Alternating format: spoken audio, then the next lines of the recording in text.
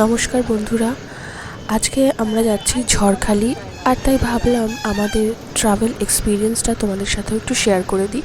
আর তোমরা যদি যেতে চাও কেউ, তাহলে তোমাদেরও আমাদের এই ভিডিওটা দেখে ইনফরমেশনগুলো তোমাদেরও কাজে লাগে আর তোমাদের জার্নিটা ইজি হয়ে যাক। তো আমরা প্রথমে ক্যানিং স্টেশন চলে এসেছিলাম। তোমরা যদি শিয়ালদা থেকে আসো, তাহলে শিয়ালদা থেকে আসতে গেলে তোমাদের প্রথমে ক্যানিংয়ের ট্রেন ধরতে হবে। ধরে ক্যানিং, পুরো ক্যানিংয়েই নামতে হবে। নেমে ওখান থেকে তুমি একটু হেঁটে আসলে সামনের দিকে তুমি দেখতে পাবে তোমরা অনেক ভ্যান, রিক্সা, অটো অনেক কিছু দাঁড়িয়ে আছে। কিন্তু সেখান থেকে না নিয়ে অনেক ইজি আর অনেকটা কম খরচায় তুমি কিন্তু বাসে করে চলে আসতে পারবে। আমরাও বাসে করেই এসেছি। একদম স্টেশনের পাশেই বাস অনেক দাঁড়িয়ে থাকে আর প্রচুর ঝড়খালির বাস পাওয়া যায়। সেগুলোতে তোমরা উঠে চলে আসতে পারবে। প্রায় তোমাদের 1.5-2 ঘন্টা মতো লাগবে কিন্তু যেতে। আর তারপরে তোমাদের আসতে হবে, এরকম একটা অটো করতে হবে। ঝড়খালি যে বাস স্ট্যান্ডটা, সেখানে নামলে তারপরে আবার আমাদের 5 কিলোমিটার মতো যেতে হবে, যেখান থেকে বোট লঞ্চগুলো ছাড়ে সেখানে। তো সেখানটাতে যেতে তোমার আরও 5 কিলোমিটার। আর কিছুটা রাস্তা মাঝখানে কিন্তু একটু খারাপ আছে, সেখানটা একটু সমস্যা হয়। কিন্তু বাদবাকি কিন্তু বাসের রাস্তাটা ভীষণই ভালো ছিল, খুব স্মুথ ছিল জার্নি। শুধু মাঝখানে ঝড়খালি বাস স্ট্যান্ড থেকে আর ওই ফেরিঘাট পর্যন্ত মাঝখানে 2-3 কিলোমিটার মতো একটু খারাপ ছিল রাস্তাটা, ওখানটা একটু অসুবিধা হয়েছে। তোমরা চাইলে ডাইরেক্ট গাড়ি করেও আসতে পারো। এবারে আমরা এই অটো করে যাচ্ছি। আর তারপরে মাঝখানে আমরা এটা একটা রিসর্ট, আমি এখানে নেমেছিলাম। তো আমি ভাবলাম এটা তোমাদেরও দেখিয়ে দিই, যাতে তোমরাও এটা চাইলে কেউ বুক করতে পারো। ঝড়ে জলে জঙ্গলে অ্যাভেলেবেল রিসর্ট, সাথে এরা কমপ্লিমেন্টারি ব্রেকফাস্টও দেয়, তোমরা চাইলে বুক করতে পারো। এরপর আমরা চলেছি ফেরিঘাটের উদ্দেশ্যে। এবারে একেবারে আমাদের ওখানে গিয়েই দেখা হবে। চলে এসছি আমরা সেই ফেরিঘাটে। এখানে একটা ছোট পার্ক আছে, যেখানে একটা টাইগার রিজার্ভ সেন্টার আছে। তোমরা প্রথমে ওটা দেখে নেবে, কারণ ওটা কিন্তু 4টের মধ্যে বন্ধ হয়ে যায়, 4টে পর্যন্তই ওটা খোলা থাকে। ওটাও এই ঘাটের একদম পাশেই। আর এখানে একটা ছোট মার্কেট আছে, যেখানে তোমরা প্রচুর জঙ্গলের মধু পাবে।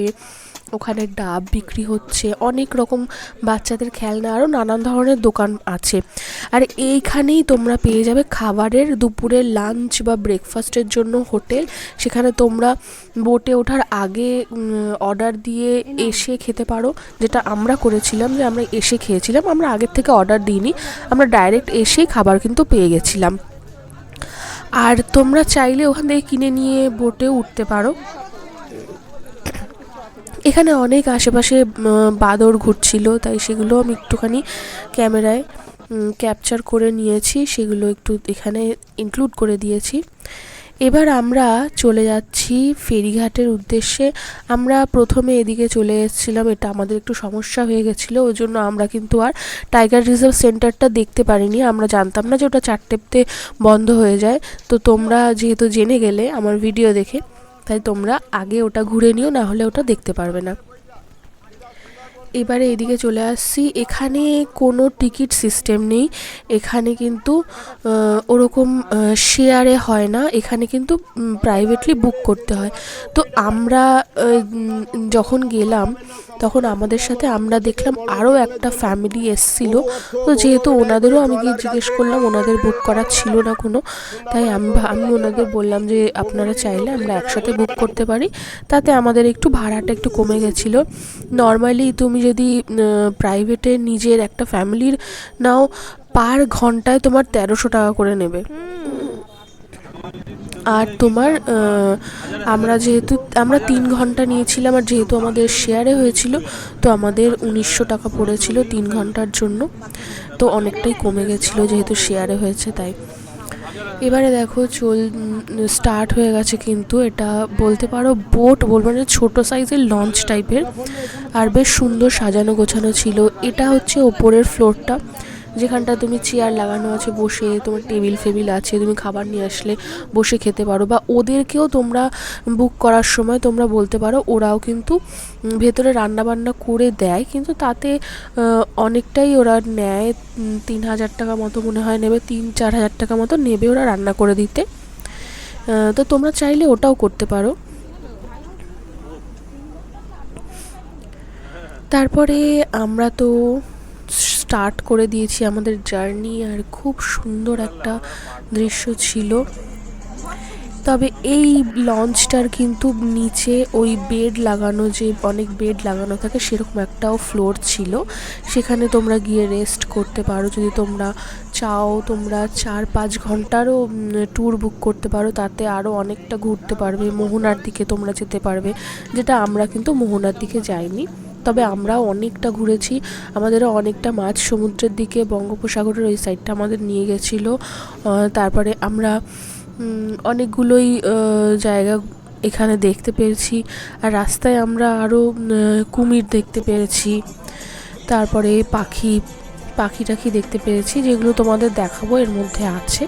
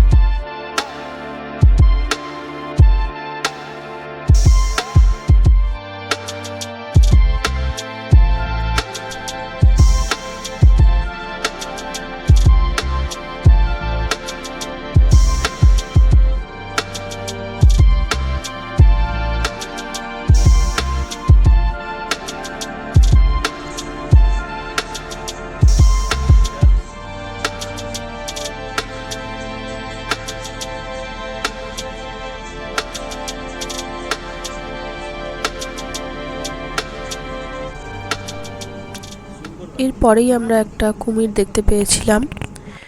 এই যে ক্যামেরায় অতটা ভালো আসেনি, যেহেতু ফোনের ক্যামেরা ছিল, তবে সামনে থেকে খুবই সুন্দর। আর এরকম বন্য জায়গায়, মানে এরকম একটা কি বলবো, স্বাধীনভাবে ওরা রয়েছে, এভাবে দেখার মজাটা কিন্তু আলাদা।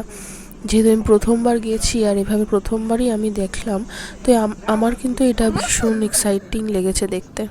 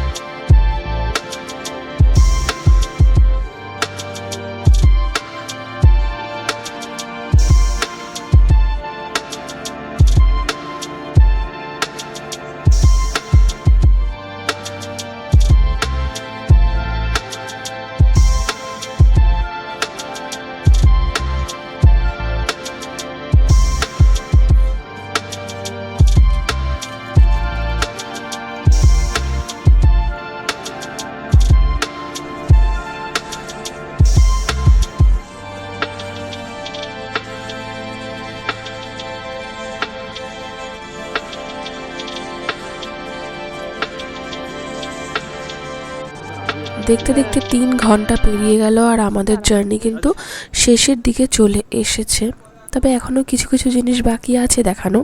এরপর আমরা চলে গেছিলাম লাঞ্চ করতে। এখানে আছে আলু ভাজা, ডাল আর একটা সবজি দিয়েছিল। আর হোটেলটার নাম ছিল মা ননিবালা হোটেল। এটা একদমই ওই ঘাটের একদম পাশেই। আর তারপর আমরা নিয়েছিলাম চিকেনের পিসগুলো খুব ছোট ছোট ছিল, আর পুরো থালিটা নিয়েছিল 110 টাকা। এরপর আমাদের ফেরার পালা। আর এই দেখো সেই যে রাস্তাটার কথা বলছিলাম যেখানটা খারাপ, মানে তোমাকে পুরোপুরি নেচে নেচেই যেতে হবে এখানটা থেকে। দেখিয়ে দিচ্ছি কেমন রাস্তাটা। এই জায়গাটা মানে বেশ অনেকটাই এরিয়া, এরকম খানাখন্দ মতো 2-3 কিলোমিটার হবে এটা। এরকম খানাখন্দ আছে অনেকটাই। তো এবারে আমাদের বিদায় নেওয়ার পালা। আর যাওয়ার সময় তোমরা অটো পেয়ে যাবে, বাসও পেয়ে যাবে, তবে লাস্ট বাস কিন্তু 5টার সময় ছাড়ে। তারপরে আর কিন্তু তুমি বাস পাবে না, তবে অটো পেয়ে যাবে। তো আমাদের ভিডিওটা কেমন লাগলো তোমাদের? ট্রাভেল ভিডিও এর আগে আমি খুবই কম দিয়েছি, তো এটা আমার ভালো লেগেছিলো জার্নিটা, আর ওই জন্য তোমাদের সাথে শেয়ার করলাম। সবাই ভালো থেকো, আর যদি ভিডিওটা ভালো লাগে লাইক, কমেন্ট,